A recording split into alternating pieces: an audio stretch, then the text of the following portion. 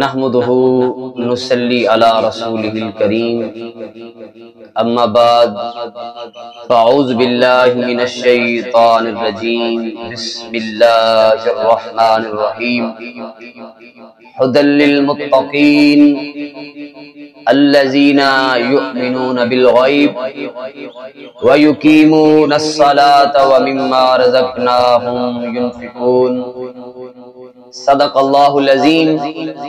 الصلاة والسلام علیک یا سیدی یا رسول اللہ وعلی آلک واصحابک یا سیدی یا حبیب اللہ۔ ناظرین السلام علیکم ورحمۃ اللہ وبرکاتہ۔ آج جو چیز آپ احباب کے سامنے عرض کرنے کا موقع مل رہا ہے وہ نماز کی اہمیت اور فضیلت ہے جس سے ہم بے حد دور ہو چکے ہیں۔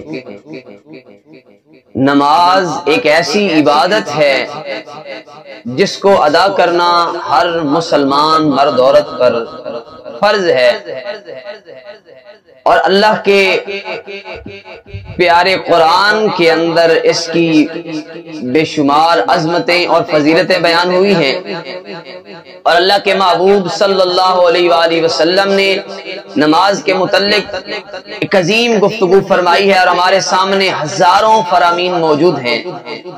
اللہ تبارک و تعالی نے قرآن کریم فرقان حمید کے اندر ارشاد فرمایا، ھدی للمتقین الذین یؤمنون بالغیب ویقیمون الصلاة ومما رزقناہم ینفقون۔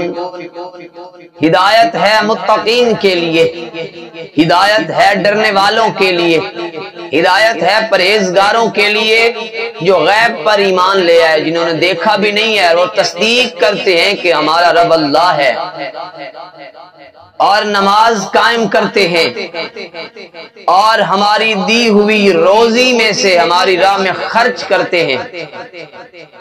تو دوسرے مقام پر رب کائنات نے فرمایا، اقیموا الصلاۃ وآتوا الزکاۃ وارکعوا مع الراکعین۔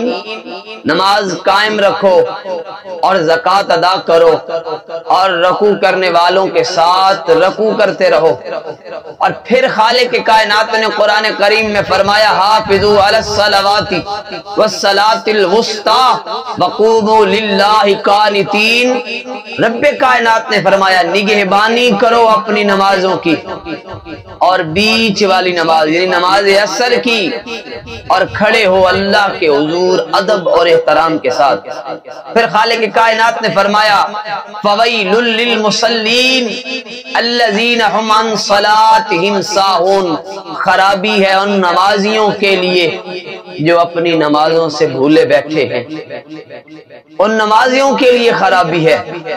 جہنم میں ایک وادی ہے جس کی سختی سے جہنم بھی پناہ مانگتا ہے، اس کا نام ویل ہے۔ قصدن نماز چھوڑنے والے، ترک کرنے والے اس ویل وادی کے مستحق ہیں۔ میرے دوستو، میرے عزیزو، نماز کی بڑی فضیلت اور بڑی اہمیت ہے، اور نماز کی فضیلت اور اہمیت کا اندازہ اس بات سے لگایا جا سکتا ہے، صحیح مسلم میں ابن عمر سے روایت ہے کہ اللہ کے محبوب صلی اللہ علیہ وآلہ وسلم نے فرمایا، اسلام کی بنیاد 5 چیزوں پر ہے۔ اس بات کی گواہی دینا کہ اللہ کے سوا کوئی معبود نہیں ہے، اور محمد صلی اللہ علیہ وآلہ وسلم اللہ کے رسول ہیں، اور نماز قائم کرنا، زکوٰۃ ادا کرنا، حج کرنا، اور رمضان المبارک کے روزے رکھنا۔ سامعین محترم، امام احمد، ترمذی اور ابن ماجہ کی روایت، حضرت معاذ کہتے ہیں کہ رسول اللہ صلی اللہ علیہ وسلم سے سوال کیا کہ وہ کون سا عمل ہے جس کے لیے مجھے جنت ملے اور جہنم سے مجھے بچایا جائے؟ تو اللہ کے محبوب فرماتے ہیں کہ اللہ کی عبادت کرو، اس کے ساتھ کسی کو شریک نہ ٹھہراؤ، نماز قائم رکھو، زکوٰۃ دو، اور رمضان المبارک کے روزے رکھو، اور بیت اللہ کا حج کرو۔ اس حدیث میں یہ بھی ہے کہ اسلام کا ستون نماز ہے، اور اللہ کے محبوب صلی اللہ علیہ وسلم نے ارشاد فرمایا الصلاۃ معراج المومنین، نماز مومنوں مومنوں کی معراج ہے، نماز دین کا ستون ہے۔ اللہ کے محبوب فرماتے ہیں قرۃ عینی بالصلاۃ، نماز میری آنکھوں کی ٹھنڈک ہے، اور یہ وہ واحد عبادت ہے۔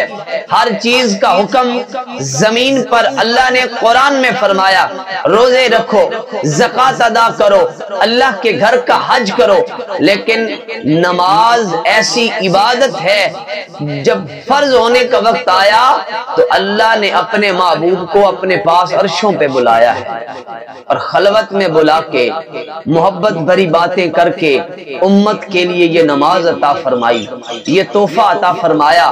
یہ نماز اللہ کا تحفہ ہے، مومنین کے لیے ایک نور ہے، مومنین کے دلوں کا سکون ہے، مومنوں کے دل کا چین ہے، مومنوں کے دل کا قرار ہے۔ جو بندہ کسی بھی پریشانی میں ہو، مصیبت ٹوٹے، غم میں آئے، دکھ میں ہو، تکلیف میں ہو، بس اللہ کی بارگاہ میں جھک جائے اور دعا مانگنا اس کا کام ہے، سارے مسائل کو حل کرنا اللہ رب العزت کا کام ہے۔ سامعین محترم، ایک اور روایت حضرت ابو ہریرہ اس چیز کو روایت کرتے ہیں کہ اللہ کے محبوب صلی اللہ علیہ وآلہ وسلم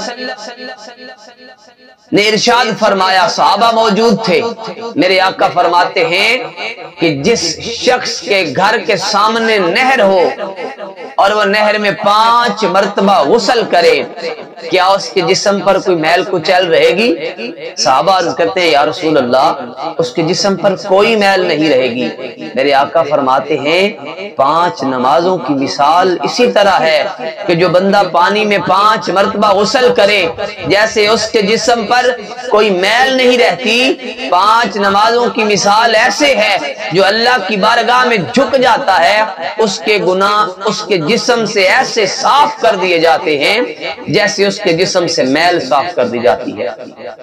حضرت ابو ذر رضی اللہ تعالیٰ عنہ ایک اور حدیث روایت کرتے ہیں کہ جاڑے کے موسم میں میرے آقا باہر نکلے، اور میرے آقا نے پتجھڑ کا موسم تھا، درخت کی 2 ٹہنیاں پکڑی، اس سے پتے گرنے لگے۔